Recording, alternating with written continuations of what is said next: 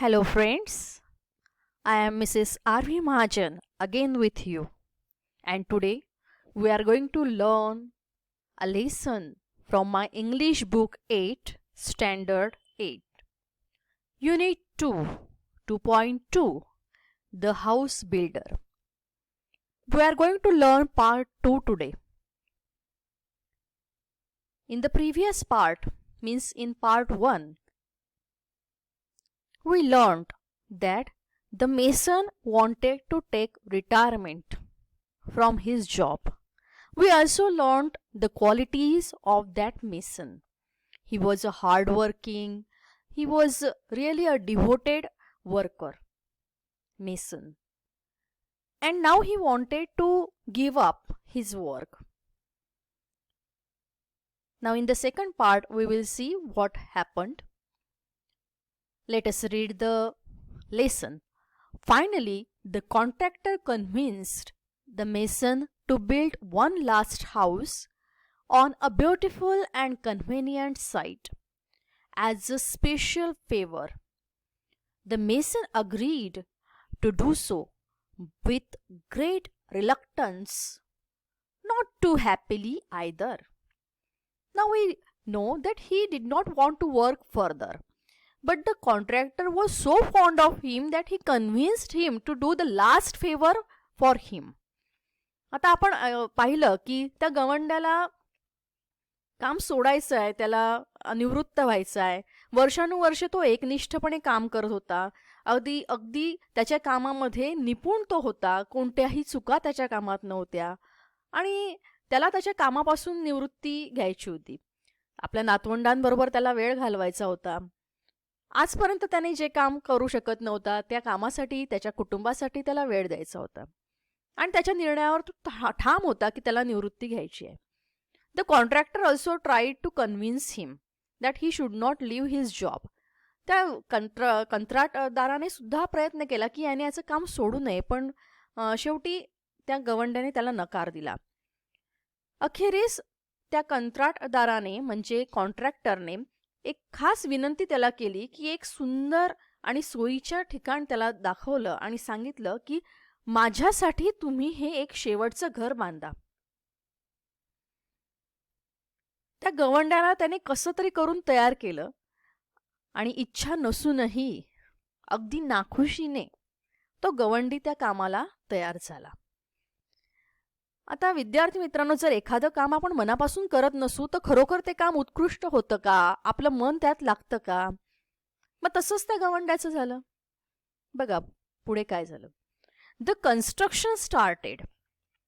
It was a most beautifully designed house to be build at a sort after location.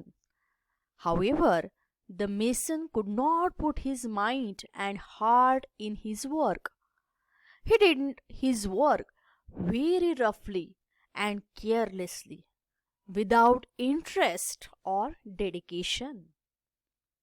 Even the building material used was of low quality, but he did not care. He simply wanted to complete the job in haste and finally retire. Now what happened? He agreed to do the last favor, means the last work for that contractor. As the construction started, he also started his work. And it was the most beautifully designed house the contractor wanted to build. The location was also excellent. आता बघा, त्या कॉन्ट्रॅक्टरने त्याला ते काम दिलं आणि त्याचं कन्स्ट्रक्शनचं काम सुरू झालं घराचं. ते आतापर्यंत त्याने बांधलेल्या सर्वात सुंदर घराची डिझाईन ती या घराची होती आणि त्याचं स्थान सुद्धा, लोकेशन सुद्धा अतिशय सुंदर होतं.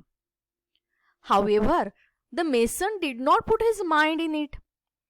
ही was not working as he was working previously, with dedication, with determination, with will or desire. पण तो गवंडी जो होता तो मात्र मनापासून काम करत नव्हता. त्याचं मन त्या कामात लागतच नव्हतं. आधीसारखं त्याचा जो एकनिष्ठपणा होता, त्याचं जे काम करण्याची पद्धती होती, त्याचा जो परिपूर्णता होती, जी ओतून काम करण्याची वृत्ती होती, ती आता नव्हती, कारण त्याला हे कामच करायचं नव्हतं आणि तो मनापासून हे काम करत नव्हता.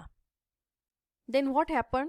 ही did his work unwillingly and the work that he had done was rough and careless. It was without interest and dedication. आता मात्र त्याने जे काम केलेलं होतं ते काम मात्र ओबडधोबड होतं, निष्काळजीपणे केलेलं होतं, अनिच्छेने केलेलं काम होतं आणि त्यामुळे त्याच्यामध्ये आधीसारखी परिपूर्णता नव्हती, आधीसारखा त्याचा सहभाग नव्हता, त्याचा रस नव्हता आणि निष्काळजीपणे त्याने ते घर पूर्ण केलेलं होतं. Even the building material was used of low quality. आता मात्र त्याने आधी तो बिल्डिंग मटेरियल चांगलं वापरायचा, यावर त्याचा भर असायचा, पण मात्र हे घर बांधताना अगदी निकृष्ट दर्जाचं साहित्य त्या ठिकाणी वापरलं गेलं, पण त्याने त्याकडे दुर्लक्ष केलं. He simply wanted to complete the job in haste and finally retired. त्याला केवळ त्याचं काम कसं तरी पूर्ण करायचं होतं आणि निवृत्त व्हायचं होतं.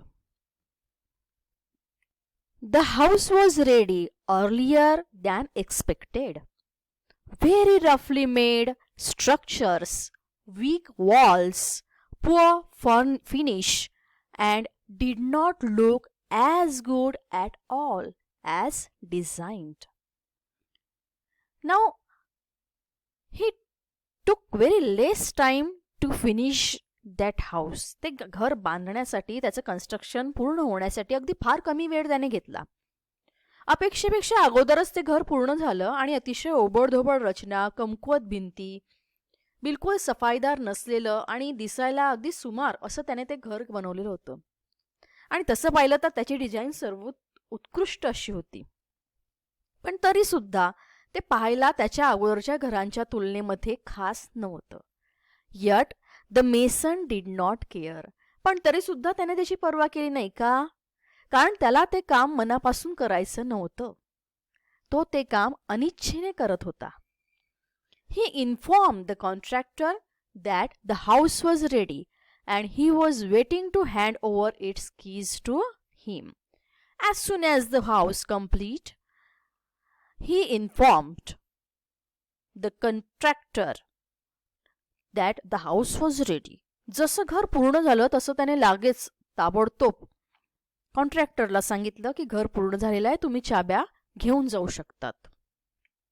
The contractor arrived at the site. He had a file of legal documents in his hand. The mason handed over the new house keys to him. But the contractor did not step forward to enter the house to see it. Now what happened? As soon as he informed that contractor, he arrived at the site. जसं त्याने त्याला कळवलं तसा contractor लगेचच त्या ठिकाणी साईटवर आला. त्याच्या हातामध्ये लिगल डॉक्युमेंट्सची म्हणजे कायदेशीर जे कागदपत्र असतात त्या कागदपत्रांची एक फाईल होती. गवंड्याने त्याला चाब्या देऊ केल्या, पण त्याने त्या चाब्या सुपूर्द केल्यावर सुद्धा तो कॉन्ट्रॅक्टर ते घर पाहायला आज सुद्धा गेलेला नव्हता. Means he believed that mason so much that he knew that he will build that house as it was designed and it will be the best. And so he did not step forward to have a look at that house or in that house. त्या घराकडे किंवा त्या घरामध्ये पाहावंसं त्याला वाटलं नाही, कारण त्याला माहित होतं की हा गवंडी अतिशय उत्कृष्ट घर बांधणार आहे. Instead, with a broad smile, he handed over the file along with the house keys to the mason and said, beaming happy tone, "These are the ownership documents of this new house in your name. This house is yours. I had planned it as a gift for you." Now, as he gave him the keys, he handed over the keys. The contractor gave him the file that he had in his hand. He handed over that file to that mason as well as the keys. आता जसं याने त्याला त्या ठिकाणी त्या चाब्या दिल्या, त्याने घरात जाण्याऐवजी, त्याचं निरीक्षण करण्याऐवजी आपल्या हातातली फाईल त्या गवंड्याला दिली आणि अगदी हसऱ्या चेहऱ्याने त्या किल्ल्या त्याच्या हातात दिल्या आणि तो त्या गवंड्याला तो म्हणाला, आनंदाने म्हणाला, हे घर, हे नवं घर तुझ्या नावावर करणारी ही कागदपत्रे आहेत. हे घर आता तुझे आहेत. हे घर मी तुला भेट म्हणून देण्याचं योजलं होतं. आणि असं म्हणून तो त्या चाब्या आणि ती फाईल त्या गवंड्याच्या हातात देतो. विद्यार्थी मित्रांनो, तुम्ही कल्पना करू शकता त्या गवंड्याला काय वाटलं असेल. जर त्याने हे काम मनापासून केलं असतं तर त्याला ते सुंदर गिफ्ट, भेटवस्तू म्हणून ते घर मिळालं असतं. पण त्याने या ठिकाणी जीव ओतून ते काम केलेलं नव्हतं, अनिच्छेने केलेलं होतं. आणि म्हणून यातून आपल्याला एक पाठ घेता येतो, always do your best. What you plant now you will harvest later. आणि म्हणून ही गोष्ट लक्षात ठेवायची की कधीही आपण जे करतोय ते उत्कृष्टच करण्याचा प्रयत्न करायचा. कारण आपण जे आज करतोय त्याचीच फळं आपल्याला नंतर मिळणार आहेत. त्या गवंड्याने ते काम जर उत्कृष्ट केलं असतं, पहिले काम करत होता त्या पद्धतीने केलं असतं, तर कदाचित त्याला त्या इतरांना त्यांनी जशी उत्कृष्ट घरं बांधून दिली तशीच घर त्याने आता त्याच्यासाठी सुद्धा त्याला मिळालेलं असतं. आणि म्हणून जे काम आपण करतो ते मनापासून करायचं. मग तो अभ्यास असो किंवा एखादं काम असो, ते मनापासून करायचं. चांगला अभ्यास केला तुम्हाला चांगले मार्क्स मिळतील. So you must study well if you want to get good results. And always remember this lesson. Always do your best. What you plant now you will harvest later. Thank you for watching this video.